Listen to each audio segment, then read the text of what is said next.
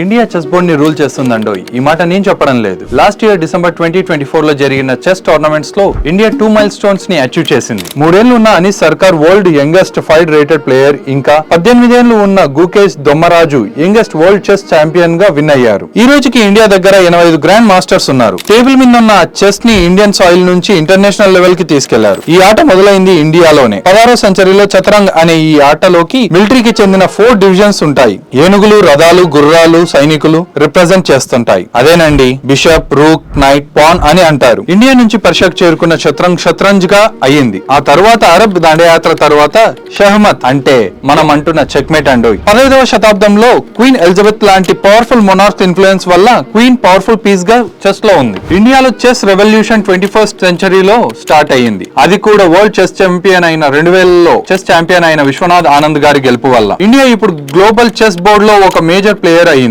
ఇండియాలో పుట్టిన ఈ గేమ్ చెదిరిపోకుండా కాలానికి అనుగుణంగా రూపం మార్చుకొని వచ్చేసింది. ఈ రోజు ఉన్న ఆన్లైన్ చెస్ ప్లాట్ఫామ్స్ అన్ని ప్రపంచ వ్యాప్తంగా ఉన్న చెస్ కమ్యూనిటీ కనెక్ట్ చేస్తున్నాయి. ఈ ఒక్కటి చాలు ఈ గేమ్ ఎంత ముందుకు వెళ్తుంది అని చెప్పడానికి. ఈ వీడియో మీ సర్కిల్లో ఉన్న చెస్ ప్లేయర్స్ కి షేర్ చేస్తారని కోరుకుంటూ మీ ప్రవీణ్ సైనింగ్ ఆఫ్. జై హింద్.